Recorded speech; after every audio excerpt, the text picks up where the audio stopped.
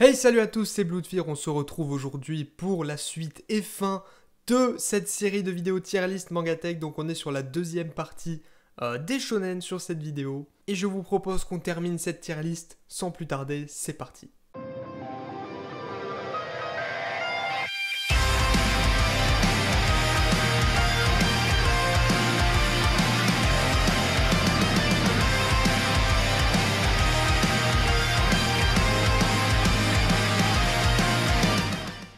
On commence avec le manga Last Pretender. Last Pretender, c'est un petit shonen en 5 volumes où en gros, à chaque fois qu'un nouveau roi de la Terre va être couronné, il organise un tournoi dans lequel toutes les femmes les plus fortes de l'univers vont s'affronter pour déterminer justement la plus forte de l'univers afin qu'elle se marie avec le nouveau roi de la Terre. Et dans Last Pretender, donc, le personnage principal qui va être le futur roi de la Terre se dit « Mais attends, je suis déjà la personne la plus forte du monde, donc... » je vais faire un clone de moi-même, féminin, qui va participer au tournoi et il va gagner. Et paf, incroyable, on sera les deux plus forts de la Terre, ça va être fou. Les deux plus forts de l'univers. Donc Last Pretender, c'est un petit manga dans l'espace où on voit différentes planètes, différents personnages, différentes races. C'est très sympa, c'est très diversifié. Les graphismes sont très beaux, il y a pas mal de retournements de situation pour une petite série en 5 volumes. Et il y a beaucoup de combats très dynamiques. Donc Last Pretender, franchement, ça part dans bien, c'est un bon manga. J'ai bien apprécié le lire, c'était très sympa.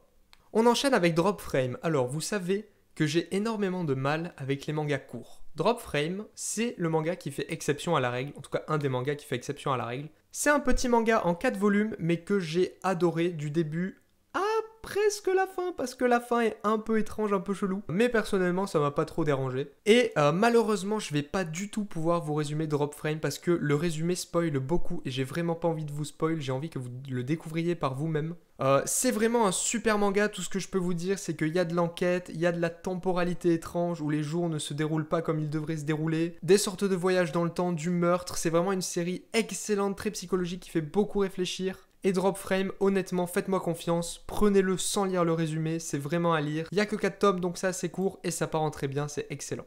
Alors Jusqu'à ce que nos os pourrissent, c'est un manga en 7 volumes donc c'est pas très long. Où en gros une bande d'amis ont commis quand ils étaient plus jeunes un meurtre et ont décidé d'enterrer cette personne et de garder le secret et ils se réunissent tous les ans autour de la tombe de cette personne qu'ils ont tuée pour entre guillemets renouveler leurs promesses et se promettre qu'ils n'en parleront jamais. Et un jour, ils vont recevoir un appel d'un type qui va leur dire « Salut, je suis au courant de tout, maintenant vous allez faire ce que je vais vous dire, sinon je vous dénonce. » Et là, ça part en cacahuète, ça part en couille. C'est un très bon manga psychologique avec beaucoup d'enquêtes. Honnêtement, je le recommande grandement. Il va partir également dans très bien. Jusqu'à ce que nos os pourrissent, très bon manga.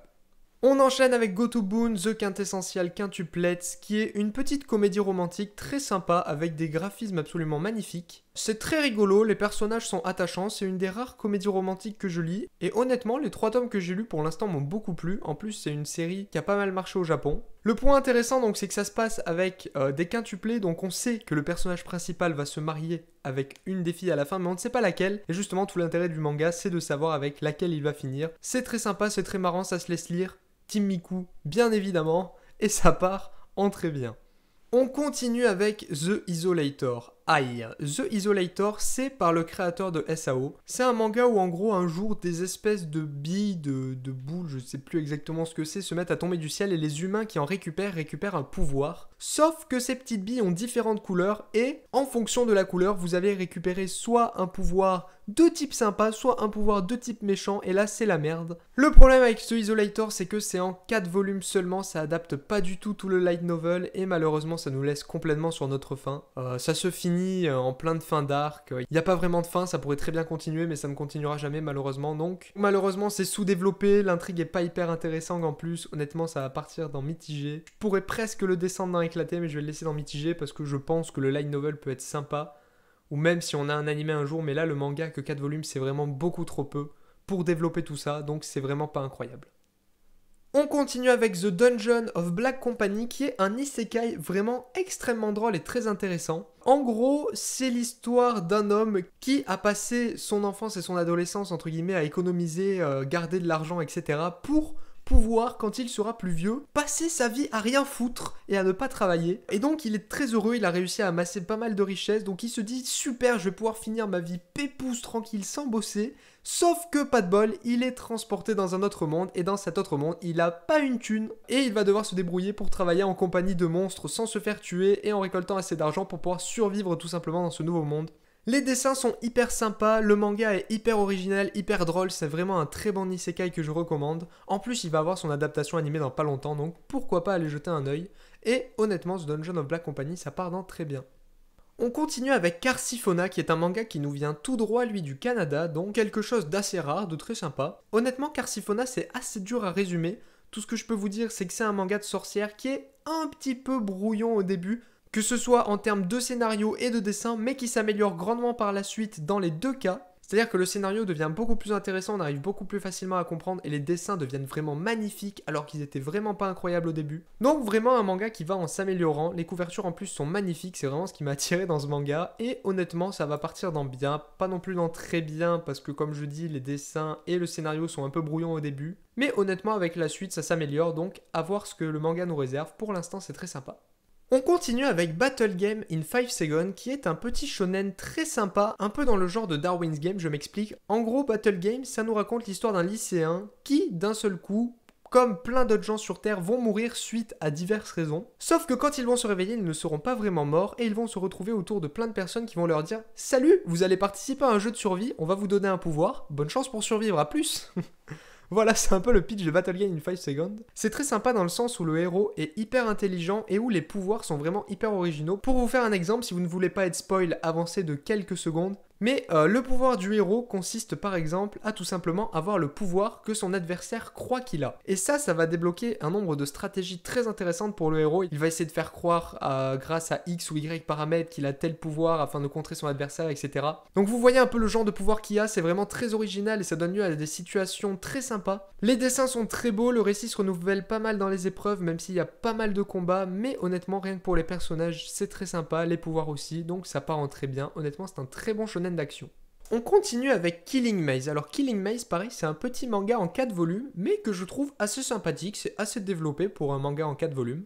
Ça nous raconte l'histoire où en gros, dans un monde où de temps en temps des personnes meurent par des causes assez inhabituelles et étranges, transformées en diamants, déformées, vraiment des morts complètement what the fuck. Et un jour, le personnage principal, avec une fille qu'il a rencontrée, va tout simplement réussir à échapper à une de ces morts. Et ils vont donc enquêter pour savoir exactement ce qui se passe et pourquoi les gens meurent comme ça.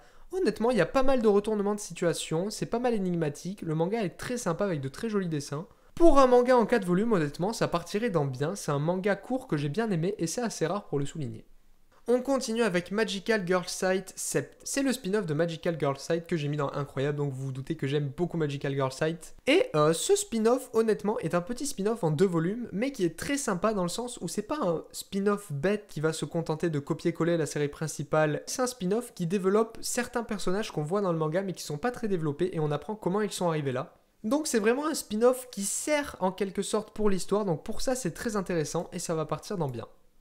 On enchaîne cette fois avec Dog Hand, qui est un petit manga en 5 tomes, donc c'est assez court malheureusement, qui nous raconte l'histoire en gros d'un policier qui va devoir faire équipe avec un meurtrier qu'ils ont libéré de prison afin de protéger une jeune fille qui est bloquée entre guillemets dans une guerre de succession de clans. Et donc la police va devoir s'aider de cet assassin, ils vont faire équipe et ils vont devoir protéger cette fille. Honnêtement les personnages sont très charismatiques, il y a énormément de combats qui sont très stylés, mais le manga se finit un peu malheureusement trop vite. Dans le sens où il pourrait y avoir plus, mais il n'y a pas malheureusement, donc on reste un peu sur notre fin malheureusement, alors que le manga est très très sympa. Donc ça va partir dans bien, c'est sympathique, mais sans plus à cause de la fin malheureusement, où on aurait aimé en voir plus, mais il y a pas mal d'action, les dessins sont jolis, donc je le recommande quand même, c'est pas mal.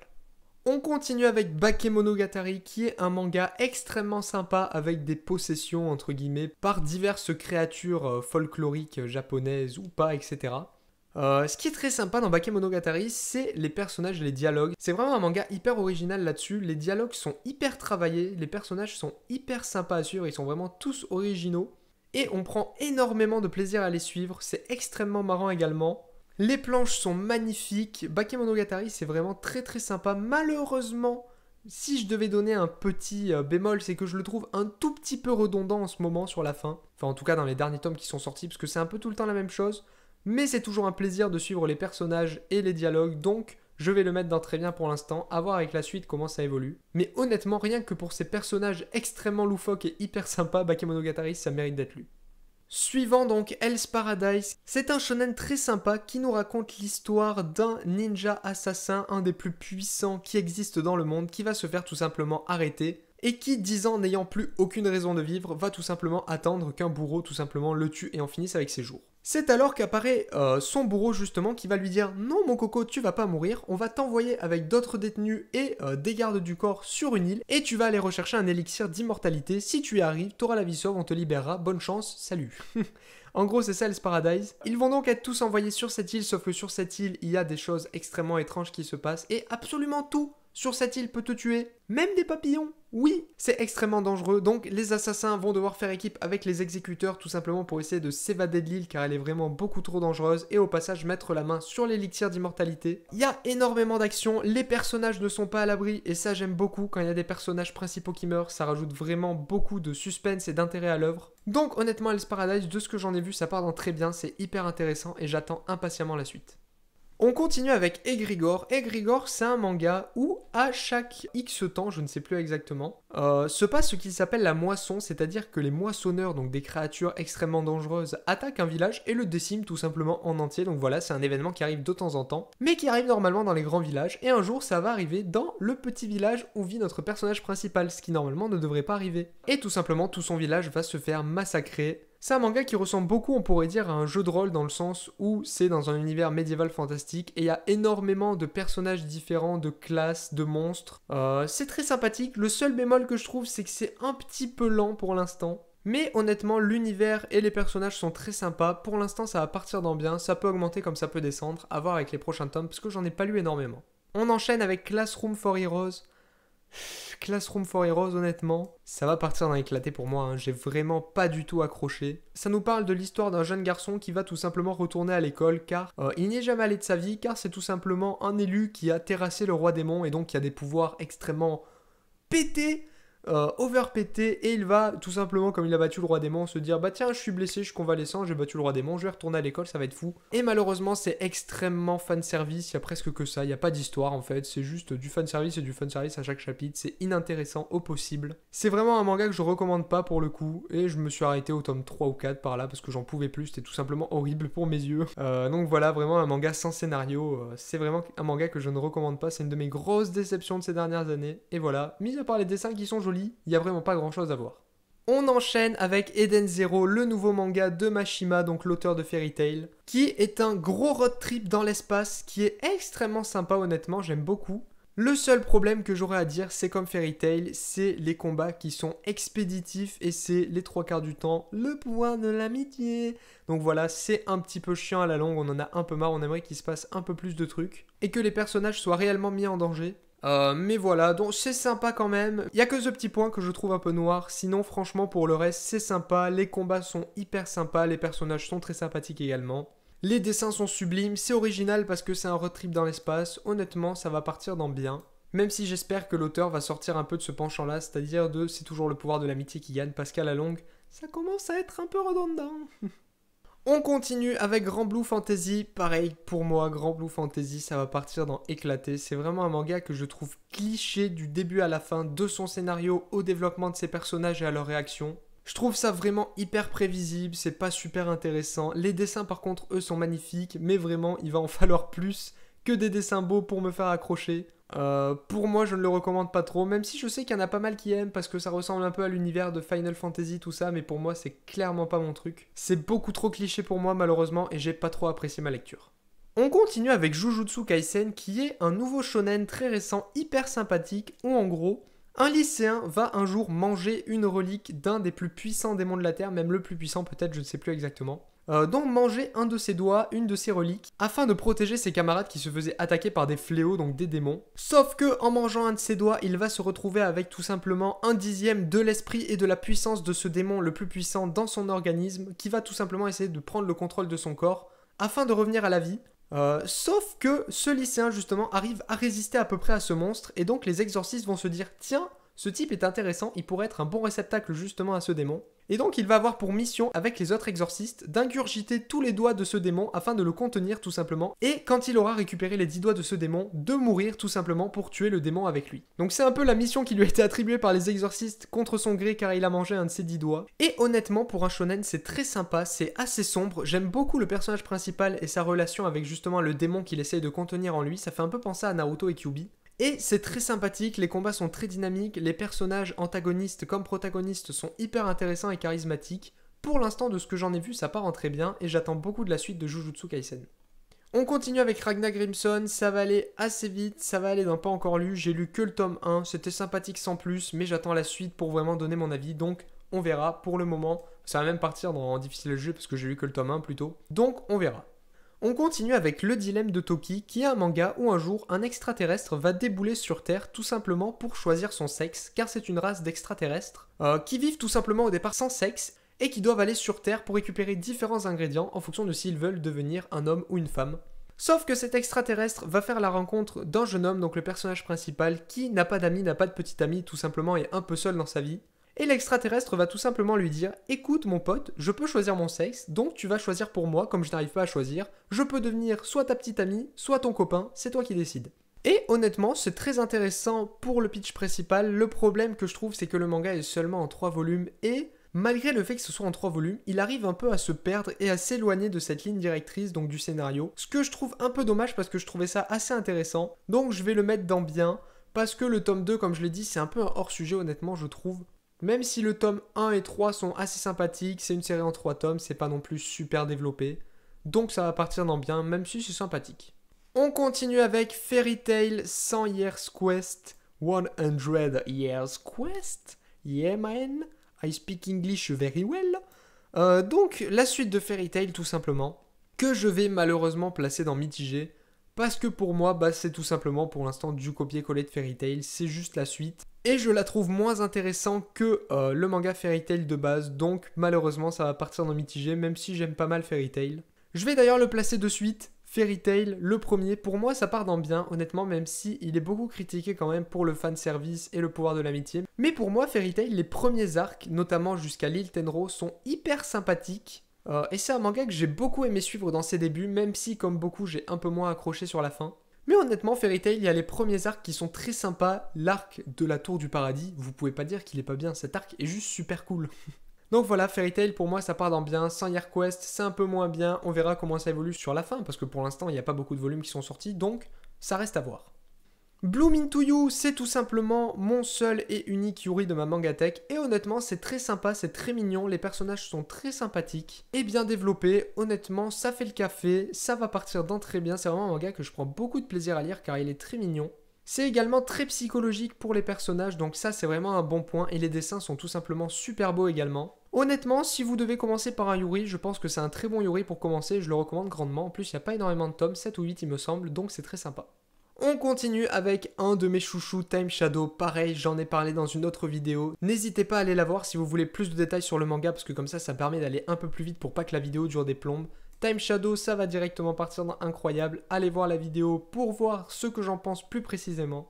Mais c'est très sympathique, il y a de l'enquête, le héros a le même pouvoir que dans Re:Zero, c'est-à-dire quand il meurt, il revient à la vie à un endroit spécifique dans le temps, et c'est hyper sympa. On continue avec Noble New World Adventure, qui est un isekai que je compare un peu dans ses débuts à Mushoku Tensei, qui est dans les seinen évidemment, donc il est pas là. Ah voilà, on s'en souvient. Donc c'est un peu dans le genre de Mushoku Tensei pour ceux qui connaissent, mais malheureusement, je trouve que ça n'avance pas du tout, le scénario est lent, très lent à se mettre en place, c'est vraiment pas incroyable. Les dessins sont très jolis et honnêtement si ça continue comme ça peut devenir sympa je pense dans les prochains tomes, mais le début est vraiment beaucoup trop long. Donc pour l'instant ça va partir en mitigé, ça va beaucoup dépendre des prochains tomes, donc à voir avec la suite. On continue avec Kemono Incident, qui est un manga d'enquête sur les kemonos, qui est très sympathique, où le héros est un mi-kemono, mi-humain, mi-ghoul, mi-humain. Coucou Kaneki, on t'a reconnu. Donc voilà, c'est sympathique, il y a pas mal d'enquêtes, les personnages sont intéressants, mais honnêtement je vois pas trop où veut nous mener le scénario dans le sens où c'est plusieurs petites enquêtes à chaque fois qui se succèdent au fur et à mesure des tomes. Pour l'instant, ça prend un peu le temps de développer chaque personnage, c'est intéressant, mais j'espère que le scénario va un petit peu step up dans les prochains tomes et vraiment se développer, avoir une vraie intrigue. Pour l'instant, ça va partir dans bien. Honnêtement, c'est sympathique, mais j'attends de voir avec la suite. On continue avec Chainsaw Man par l'auteur de Fire Punch que j'ai parlé dans ma tier list sur les seinen, allez la voir si vous ne l'avez pas vue. Et comme Fire Punch, c'est complètement déjanté, mais c'est encore plus déjanté dans le sens où c'est un shonen qui se moque complètement des shonen et qui détourne complètement leurs codes. Donc c'est un manga extrêmement what the fuck qui casse tous les codes des shonen, qui est très déjanté. Franchement, ça va partir d'un très bien pour l'instant. Les 3 premiers tomes sont vraiment très sympas, j'aime beaucoup Chainsaw Man. Si vous cherchez une série what the fuck avec des démons et de l'action en pagaille, honnêtement vous allez pas être déçus. Mais attendez-vous vraiment à quelque chose de très what the fuck, que ce soit dans les personnages, dans leur développement et dans l'intrigue. Mais vraiment, si vous aimez ce genre, vous allez pas être déçus. On continue avec La Malédiction de Loki, qui honnêtement est un excellent shonen en pas beaucoup de tomes, donc 7 ou 8 il me semble, qui n'est pas encore fini, mais qui est vraiment très sympa. C'est en gros l'histoire d'une petite fille qui peut peindre des peintures et grâce à son sang leur donner vie, et elle va justement être exploitée entre guillemets pour créer de plus en plus de peintures et afin qu'elles servent pour l'homme. Le problème, c'est qu'elle va mourir tout simplement à cause du surmenage malheureusement et que ces peintures vont être utilisées par certaines personnes, entre guillemets, à l'inverse de ce à quoi elles auraient été prévues. C'est-à-dire que les humains vont s'en servir pour faire le mal autour d'eux et tout simplement pour s'enrichir, etc. Et pour empêcher cela, avant de mourir, cette petite a justement donné vie à une de ses peintures et lui a donné pour mission de retrouver toutes les peintures qu'elle a créées et de les détruire, afin tout simplement de les arrêter. C'est un manga extrêmement sympathique, les personnages sont extrêmement originaux de par leur chara-design et tout simplement leur développement. Les dessins sont magnifiques, l'histoire est extrêmement triste, c'est vraiment un excellent manga que je vais placer dans très bien. Franchement, si vous ne le connaissez pas, je vous invite fortement à le découvrir, c'est très original et très sympathique. On continue avec Earth Gear, le deuxième manga de l'auteur de Black Torch que j'ai mis dans très bien, donc qui était un très bon shonen. Et honnêtement, Earth Gear c'est également un très bon shonen. C'est l'histoire où une guerre entre les humains a tout simplement décimé pratiquement la totalité de l'humanité et où il ne reste très peu d'humains et majoritairement des robots. Et le manga va commencer donc sur un road trip entre une petite humaine et un robot. Je ne vous raconte pas comment ils se sont rencontrés et pourquoi ils vont faire ce road trip car ce serait du spoil, je vous laisse le découvrir par vous-même, ce sera beaucoup plus sympathique. Et honnêtement c'est un road trip SF très sympa, les robots sont hyper sympathiques, les graphismes et les combats sont magnifiques. Honnêtement c'est un manga comme Black Torch que je pense va être excellent, donc je vais le mettre dans très bien pour le moment, à voir avec la suite car pour l'instant j'ai lu que les 2 premiers tomes. Mais honnêtement ça a moyen d'être comme Black Torch, un très bon shonen d'action. On enchaîne avec Entre deux qui est un petit manga assez psychologique en 2 tomes. C'est tout simplement l'histoire d'un petit garçon et d'une petite fille qui vont tous les deux se faire passer pour le sexe opposé, c'est-à-dire le petit garçon pour une petite fille et la fille pour un garçon, pour des raisons familiales et diverses entre les 2 familles, donc je vous laisse découvrir tout ça. C'est un manga sur l'acceptation de soi, c'est assez sympathique, honnêtement je vais le mettre dans bien, c'est un petit manga en 2 tomes qui est assez sympa à suivre, bien que ça aurait mérité un peu plus de développement, donc pour l'instant ça va rester dans bien, c'est assez sympathique mais sans plus. On continue avec Aime ton prochain. Aime ton prochain, c'est un très très bon manga que je vais directement mettre dans très bien. C'est un manga tout simplement sur l'amour qui est extrêmement hardcore. C'est en gros le thème du manga, c'est jusqu'où est-ce qu'on est prêt à aller quand on aime. En gros, ça nous raconte l'histoire d'une fille qui aime le personnage principal, mais qui l'aime à un point où elle en devient complètement tarée. C'est-à-dire que dès qu'il va avoir une petite amie, elle va tout faire pour leur ruiner leur vie afin qu'ils se séparent. Elle va carrément le torturer pour être avec lui. C'est vraiment un manga hyper malsain, hyper psychologique sur l'amour que je recommande énormément. Chaque tome me met vraiment mal à l'aise comme pas possible. L'histoire est très sympa, les graphismes en plus sont très spéciaux comparés à l'histoire et à ce qu'il raconte. Honnêtement, c'est vraiment un très bon manga, très psychologique, vraiment faut être accroché pour le lire parce qu'il y a des moments bien dégueulasses et c'est vraiment une série que je recommande. On continue avec Don't Call Me Magical Girl, qui est un manga de Magical Girl assez original, où en gros l'héroïne en a marre d'être une Magical Girl et veut tout simplement passer une vie normale en tant qu'humain, sauf que pour ça, elle va devoir utiliser ses pouvoirs et récupérer les âmes de monstres qu'elle affronte pour protéger la ville. Pour tout simplement supprimer ses pouvoirs et redevenir humaine. Donc c'est un manga très original de Magical Girl. Le problème que je pourrais dire, c'est que c'est assez confus dans les dessins et les personnages. On a vite fait d'être un peu perdu dans les scènes d'action. On sait pas trop qui est quel personnage, qu'est-ce qui se passe. On a vraiment du mal à distinguer tout ça. Mais le scénario est assez sympathique. Honnêtement, pour le moment, ça va partir dans bien. Ça mérite pas non plus d'aller plus haut. C'est pas non plus incroyable. J'attends vraiment de voir avec la suite comment ça va évoluer. Mais les 2 premiers tomes étaient assez sympathiques, bien qu'un peu confus. On continue avec Actage. Alors Actage, c'est un shonen hyper original qui nous parle de la vie d'acteurs et d'actrices. Ça respecte complètement tous les codes du shonen, mais ça l'adapte à une histoire qui pourtant ne s'y prête pas du tout. Et honnêtement, je me suis surpris à beaucoup apprécier ce manga, je vais le mettre dans bien pour l'instant parce que j'ai lu que les 2 premiers tomes et je pourrais pas vraiment juger pour la suite. Mais honnêtement, c'est un bon shonen, j'hésite même à le mettre dans très bien pour l'instant honnêtement parce que les 2 tomes m'ont vraiment beaucoup plu. C'est vraiment un domaine que je m'attendais pas tant que ça à aimer et honnêtement c'est très bien amené, c'est très bien fait et ça respecte les codes du shonen. Donc honnêtement, Actage, si vous cherchez un shonen rafraîchissant et original, c'est vraiment une très bonne pioche. On continue avec Parasite Amoureux qui est un manga où même le synopsis, si je vous le dirais, je pourrais pas vraiment vous aiguiller dessus parce qu'il colle pas vraiment avec le tome 1 dans le sens où je pense qu'on n'a même pas tout vu du synopsis dans le premier tome, il nous spoil un peu la suite entre guillemets. Mais en gros, Parasite Amoureux, ça parle de deux personnes un peu reclus de la société qui, pour l'une, est une jeune fille qui ne va plus à l'école, et pour l'autre est un homme au chômage qui, tout simplement, est complètement maniaque et a peur carrément de toucher les affaires des autres personnes sans porter de gants. Et ces deux personnages complètement étranges et vus différemment par la société vont tout simplement se rapprocher pour diverses raisons et tomber amoureux. Mais le manga est extrêmement psychologique, assez original. Honnêtement, ça va partir dans bien parce que j'ai eu que le tome 1, j'attends de voir la suite. Mais vu le synopsis, je pense que ça peut être très original et intéressant. À voir avec les prochains tomes. Alors, guess what, tout simplement, je vais le mettre dans pas encore lu pour l'instant parce que je ne l'ai pas encore lu, évidemment, comme la catégorie l'indique. On enchaîne donc directement avec Judge. Judge, honnêtement, c'est un manga que beaucoup de gens en disent du bien, mais qui m'a personnellement pas énormément plu. C'est un manga d'enquête dans un huis clos avec différents personnages, mais je sais pas, j'ai pas énormément accroché, je l'ai trouvé assez rapide à lire. Honnêtement, ça va partir dans mitigé, j'aimerais bien le mettre entre mitigé et bien, mais c'est pas une lecture qui m'a vraiment marqué. L'auteur a fait pas mal d'autres mangas dans le même genre, donc si vous avez aimé, vous aimerez je pense, parce que Judge, c'est celui, il me semble, qui reçoit le plus de critiques positives. Moi, j'ai pas énormément accroché, mais je comprends que les gens peuvent aimer. Je suis un peu passé à côté, je sais pas pourquoi. Pour moi, ça part dans mitigé en tout cas. Bon, on enchaîne avec une ribambelle de tome 1, là, pour le premier Dragon Metropolis. Dragon Metropolis, ça nous raconte l'histoire d'un jeune homme qui va tout simplement se réveiller sans mémoire dans un lieu qu'il ne connaît pas, une ville un peu mécanique et dans un univers un peu steampunk. Je ne vous spoile pas qui il est et pourquoi il est arrivé là parce que c'est expliqué dans le tome 1, mais je préfère ne pas vous spoil pour vous garder la surprise parce que c'est assez intéressant à découvrir.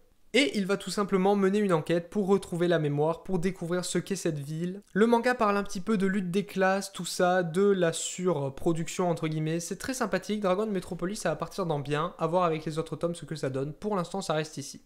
On continue avec 5 minutes forward. J'ai lu que le tome 1, c'est un shonen très intéressant où en gros, un jeune homme va tout simplement se faire confier une montre qui est dite avoir des pouvoirs magiques par un homme, il va la recevoir et l'homme va lui dire « Écoute, avec cette montre, tu as le pouvoir, si tu récites une formule, de te téléporter n'importe où, n'importe quand dans le futur, mais seulement une seule fois et complètement aléatoirement. Et quand tu réciteras la formule, tu reviendras à ton point d'origine, donc voilà, amuse-toi bien, bonne chance, c'est cadeau. » Au début, il ne va pas y croire, mais assez curieux, il va quand même se mettre à utiliser cet objet et il va se retrouver projeté un petit peu dans le futur. Sauf que dans ce futur, des milliards de statues géantes, des statues de Bouddha vont se mettre à attaquer tout simplement tout le monde et à détruire toute la ville et tuer tout le monde. Et donc le personnage principal va se dire « Oh là là, je vais retourner dans le passé, il va falloir que j'arrête cette apocalypse avant qu'elle se produise. » Sauf qu'il va se rendre compte qu'il a été envoyé seulement 5 minutes dans le futur.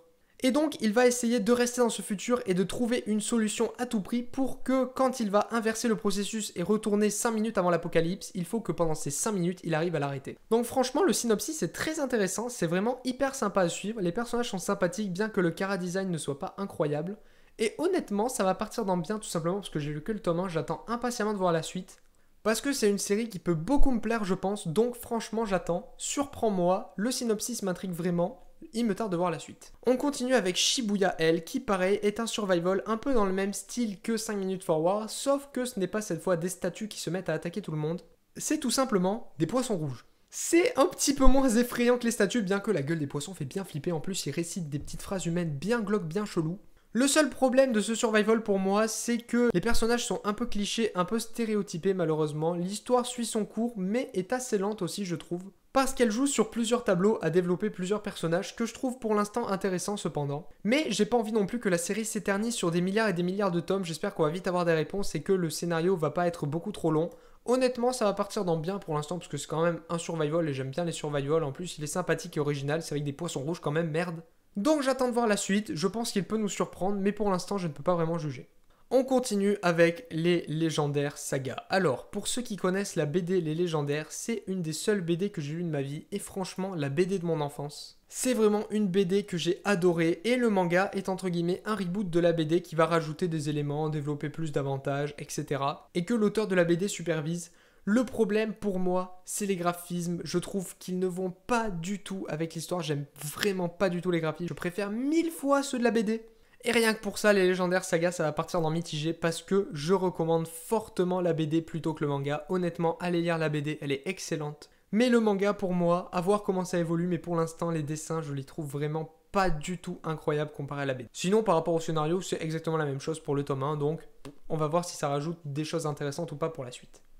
On continue avec le tome 1 de Wandering Soul, qui est un manga très original et très énigmatique avec des démons. La personnage principale va tout simplement être bannie de son village car elle va tout simplement se rendre compte qu'elle est immortelle et qu'elle ne peut pas mourir, qu'elle a des pouvoirs assez spéciaux, elle peut parler avec les cadavres, c'est assez glauque. Et elle va tout simplement dans son périple faire la rencontre d'un jeune homme qui est également une créature étrange et faire équipe avec lui.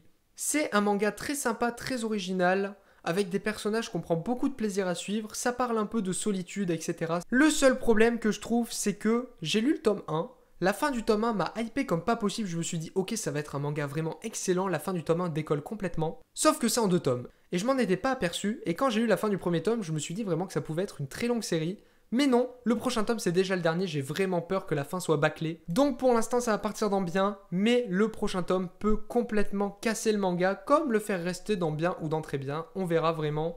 J'attends de voir mais j'appréhende beaucoup la fin malheureusement. On continue, je vais directement placer 2 mangas. Est-ce que j'ai vraiment besoin de parler et de faire un résumé de ces 2 mangas? Full Metal Alchemist et Naruto. Tout simplement 2 shonen que je vais mettre dans incroyables et qui ont bercé mon enfance. Vraiment des shonen incroyables que je recommande à tout prix. Bien que j'ai un peu plus de mal avec la fin de Naruto Shippuden et la Grande Guerre que j'ai vraiment pas du tout accroché. Du début à la fin jusqu'à l'Arc Pain, ça reste quand même un excellent manga. Full Metal Alchemist, c'est pareil, du début à la fin, c'est une masterclass. J'adore les personnages et l'univers. Honnêtement, si vous devez commencer les mangas, c'est vraiment des mangas que je recommande pour commencer. Surtout Full Metal Alchemist, car il est pas extrêmement long comparé à Naruto. Et c'est tout simplement des piliers du shonen que je ne peux pas mettre en dessous de incroyable. On continue avec le manga Alice in Borderland qui est un manga extrêmement psychologique et extrêmement intéressant. Mon manga préféré comme je vous l'ai déjà dit dans la FAQ, si vous l'avez regardé, que je vais directement placer dans incroyable. Vraiment le manga est hyper psychologique, hyper intéressant à suivre, c'est vraiment une masterclass dans le survival. L'univers et les personnages sont hyper intéressants, hyper développés. Vraiment c'est un manga que je recommande à 1 000 000%, j'en ai déjà parlé donc je vous invite à aller voir la vidéo où j'en parle si vous voulez plus de détails. Mais c'est vraiment une masterclass, Alice in Borderland, une pépite, lisez-le absolument, c'est génial. Pour finir, le dernier manga, Fortress Apocalypse, qui est du même auteur du manga Starving Anonymous dont j'ai parlé dans la précédente tier list sur les seinen. Celui-ci, c'est un survival avec des zombies qui va se passer dans une prison, du moins au début, où c'est des prisonniers qui vont tout simplement se faire attaquer par des zombies et ils vont s'évader pour essayer de survivre. C'est original parce qu'il n'y a pas que des zombies, il y a vraiment énormément de monstres zombies, entre guillemets, qui sont très différents avec des pouvoirs très spécifiques les uns les autres. Fortress of Apocalypse, c'est un manga que j'ai beaucoup aimé, qui va partir dans très bien, parce que j'adore les histoires de zombies, bien que j'ai un peu de mal avec la fin malheureusement, mais c'est pas grave honnêtement, c'est un manga qui m'a bien diverti et que je vais mettre dans très bien. On a enfin fini pour cette vidéo tier list Mangatech, voilà, je vous passe tout de suite la tier list un petit peu au ralenti, pour que vous puissiez voir évidemment tout ce que j'ai mis, voilà c'est beau. Comme je vous l'ai dit, je possède à peu près 200 séries différentes, donc ça a vraiment été très long à placer. J'espère que ça n'aura pas été trop ennuyant et que ça vous aura plu. Encore une fois, je le répète, c'est très subjectif. Il y a peut-être des mangas que j'ai pas aimé, que vous avez adoré, des mangas que j'ai adoré, que vous n'avez pas aimé. N'hésitez pas d'ailleurs à me le dire en commentaire si vous auriez fait des modifications par rapport à cette tier list, vraiment ça m'intéresse. N'hésitez pas non plus à débattre par rapport à certains mangas. N'oubliez pas le commentaire, le pouce bleu, évidemment ça fait plaisir. Sur ce, je vous dis à la prochaine, portez-vous bien, j'espère que ces vidéos tier list vous auront plu et on se retrouve très bientôt pour de nouvelles critiques manga et autres vidéos. A plus tout le monde.